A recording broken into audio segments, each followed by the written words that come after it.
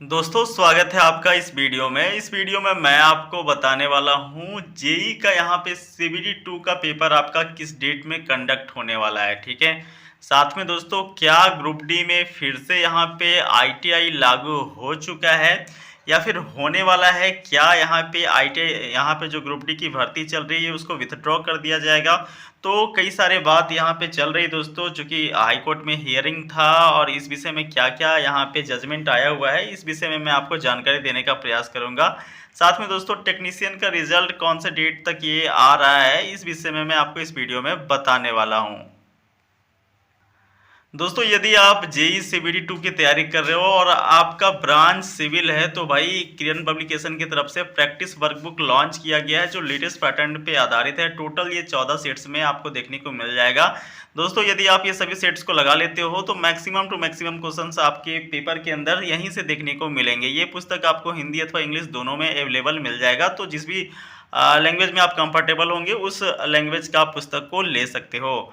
दोस्तों यहीं यदि आपका ब्रांच मैकेनिकल है तो मैकेनिकल ब्रांच के लिए भी प्रैक्टिस वर्कबुक किरण पब्लिकेशन की तरफ से लॉन्च किया गया है जो पूरा लेटेस्ट पैटर्न पे आधारित है। प्रीवियस ईयर क्वेश्चंस और साथ में एक्सपेक्टेड क्वेश्चंस को कवर करके यहाँ पे टोटल 13 सेट्स को बनाए गए हैं। दोस्तों यदि आप ये सारे सेट्स को लगा लेते हो तो सारा कुछ आपका रिकॉल हो जाएगा, सारा डिवीजन हो जाएगा और फिर दोस्तों आप जो है पेपर के अंदर अपने आप को कंफर्टेबल पाओगे। मैक्सिमम टू मैक्सिमम क्वेश्चंस आपके पेपर के अंदर इन्हीं पुस्तक से देखने को आपको मिलने वाला है।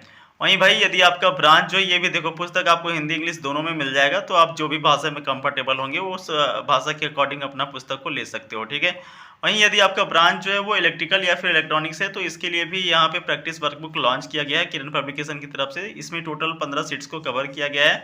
तो भाई आपका अगर ब्रांच है इलेक्ट्रिकल या फिर इलेक्ट्रॉनिक्स तो आप इस पुस्तक को ले सकते हो और मैक्सिमम टू मैक्सिमम क्वेश्चन जो है वो आपके पेपर में देखने को मिलेंगे यदि आप सारे के सारे सेट्स को यहाँ पे लगा लेते हो, सभी सेट्स को यहाँ पे रिकॉल कर लेते हो, रिवीजन कर लेते हो। ठीक है, देखो तो ये भी पुस्तक आपको हिंदी इंग्लिश दोनों में मिल जाएगा, जो भी भाषा में आप कंफर्टेबल हैं उस भाषा का पुस्तक को आप ले सकते हो। भाई ये चाहो तो आप नज़दीकी बुक स्टोर में भी ले सकते हो या फिर आप इसे ऑनलाइन भी परचेज कर सकते हो, लिंक मैं आपको डिस्क्रिप्शन बॉक्स में दे दूंगा।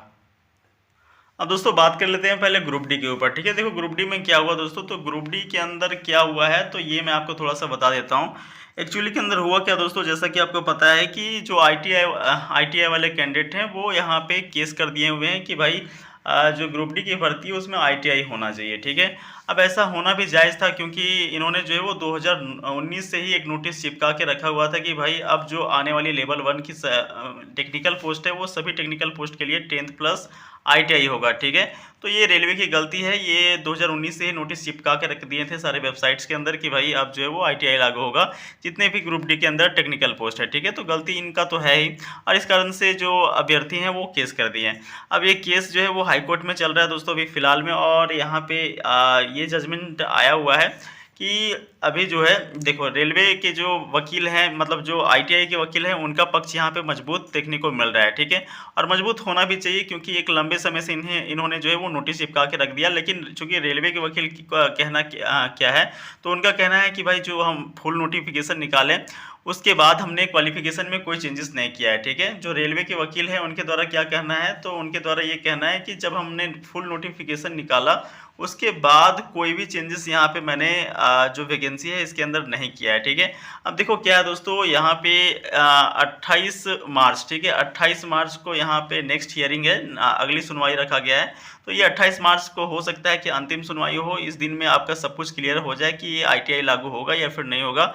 और यहाँ पे 21 मार्च तक जो है वो 21 मार्च तक रेलवे को डॉक्यूमेंट सबमिट करने के लिए कहा गया है कि भाई आप जो है वो क्या प्रूफ क्या है कि आप जो है वो कोई चेंजेस नहीं किए हो क्वालिफिकेशन में, पहले से आपका क्या था ये अभी क्या है। ठीक है, तो क्या क्या परिवर्तन किए वो सारे डॉक्यूमेंट्स को सबमिट करने के लिए बोला गया। तो देखो ये 21 तारीख को ये डॉक्यूमेंट सबमिट करेंगे, फिर आपका 28 तारीख को जो है वो नेक्स्ट हियरिंग रखा गया है और हो सकता है कि 28 तारीख के सुनवाई के अंदर जो है वो सारा कुछ क्लैरिफाई हो पाए और आपका जो है वो क्या मैटर रहेगा, आईटीआई को हटाया जाएगा या फिर लगाया जाएगा, ये सारा कुछ जो है वो 28 मार्च को सब कुछ क्लियर हो जाएगा। ठीक है, अब थोड़ा सा बात कर लेते हैं कि जेई का सीबीटी 2 का पेपर किस डेट को हो रहा है, इस विषय में बात करते हैं। तो देखोगे दोस्तों यहाँ पे जो नोटिस निकाला गया था जिसके अंदर सारा कुछ शेड्यूल किया गया था। तो शेड्यूल के अंदर आप देखोगे तो भाई 2 मार्च से 18 मार्च से आपका पेपर आरपीएफ कांस्टेबल का चल रहा है, ठीक है। 19-20 मार्च को पेपर जो है वो लोको पायलट का चल रहा है। आप देखोगे तो जो जेई का पेपर है दोस्तों, वो रिशेड्यूल यहाँ पे लिख दिया गया है और यहाँ पे लिखा गया है कि revise date will be published in due course, ठीक है। तो देखो दोस्तों, अब पेपर आपका कब तक हो सकता है, इस विषय में मैं आपको थोड़ा सा जानकारी देने का प्रयास करूँगा। और देखो, जो भी जानकारी मैं देता हूँ दोस्तों, वो ऑथेंटिक ही लगभग साबित होता है और जितने भी प्रीवियस पेपर्स हुए हैं उसके ही बेसिस पे मैं आपको जानकारी देने का प्रयास करता हूँ, ठीक है। तो देखो, अभी ऑलमोस्ट आप देखोगे तो कितना तारीख है भाई, आज का जो डेट है दोस्तों वो कितना हो जाता है, आज 7 मार्च है, ठीक है।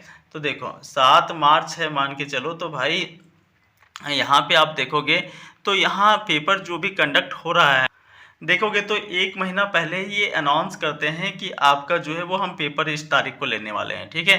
तो इसके अकॉर्डिंग अगर देख के चले ना दोस्तों, तो ऐसी पॉसिबिलिटीज़ है कि आपको 10 तारीख के अंदर, 10 मार्च के अंदर आपको जो है वो नोटिस पब्लिश किया जाएगा कि हम पेपर लेने वाले हैं। और पॉसिबिलिटीज़ आपकी बन रही है कि 10 अप्रैल के आसपास, 10 अप्रैल के आसपास आपका पेपर जो है वो कंडक्ट हो जाए जेई सीबीटी 2 का, ठीक है। जेई सीबीटी 2 का भाई आपको ये भी पता होना चाहिए कि अराउंड आपका 1,20,000 कैंडिडेट के आसपास इसमें जो है वो सेलेक्ट हैं, ठीक है। तो इतने के आसपास कैंडिडेट सेलेक्ट है दोस्तों, तो भाई पेपर कितने दिन चलेगा, 1 दिन ही चलने वाला है, ठीक है। और मे भी संभावनाएं हैं कि नॉर्मलाइजेशन यहाँ पे ना हो, ठीक है। नॉर्मलाइजेशन का जो खेल है दोस्तों ये ना हो, चूँकि अगर आप देखोगे तो एनटीपीसी के अंदर भी लेवल वाइज जब पेपर कंडक्ट कराया गया था, तो लेवल 2, लेवल 3 इस टाइप से पेपर सभी लेवल का कंडक्ट कराया गया था और फिर नॉर्मलाइजेशन जो है वो हटाया गया था, ठीक है, सीबीटी 2 के पेपर के अंदर। तो इसका भी हो सकता है कि भाई 1 दिन के अंदर पेपर जो है वो कंप्लीट करा लिया जाए और फिर नॉर्मलाइजेशन जो है वो आपका ना हो, ठीक है। तो चूँकि कैंडिडेट भी कम है, कैपेसिटी टीसीएस के पास अच्छी खासी है। आज की डेट में टीसीएस के पास में अराउंड में 4 लाख के आसपास एक दिन में एग्जाम लेने की कैपेसिटी है। तो भाई कैपेसिटी अच्छी खासी है, तो इस कारण से पॉसिबिलिटीज़ ऐसी हैं कि 1 दिन में आपका पेपर कंडक्ट हो जाए और 10 अप्रैल के आसपास पेपर कंडक्ट हो। और साथ में दोस्तों हो सकता है कि नॉर्मलाइजेशन ना हो, ठीक है। तो नॉर्मलाइजेशन ना होगा, जो आप डायरेक्टली जो जितने भी मार्क्स सिक्योर करेंगे वो आपके पेपर के लिए, मतलब जो आपके मेरिट के लिए वही डिफाइन करेगा, ठीक है।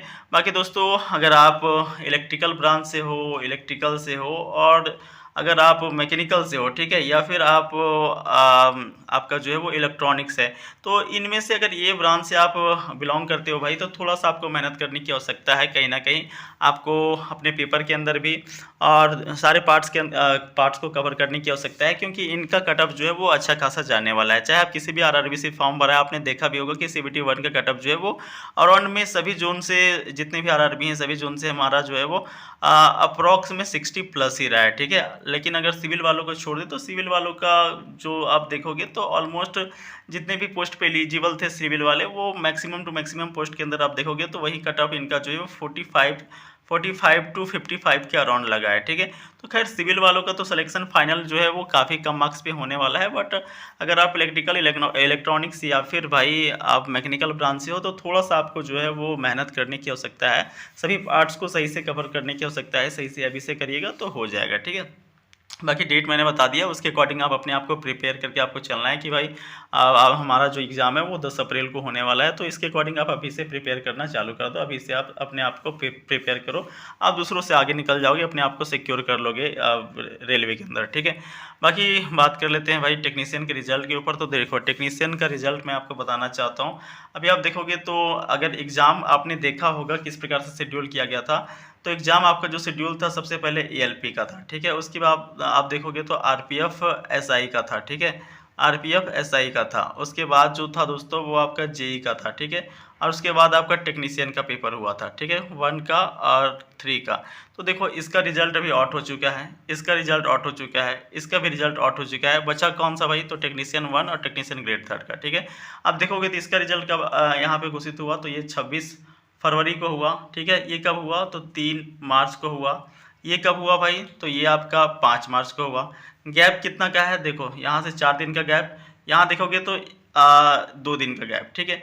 तो देखो तुरंत तो रिजल्ट पब्लिश हो ही रहे हैं, तो अधिक से अधिक ये कहाँ तक भागेगा भाई, बहुत ज़्यादा भागने वाला नहीं है। ये भी आपका 15 मार्च से पहले रिजल्ट जो है वो देखने को मिल जाएगा, 15 मार्च से पहले रिजल्ट पब्लिश हो जाएंगे, ठीक है।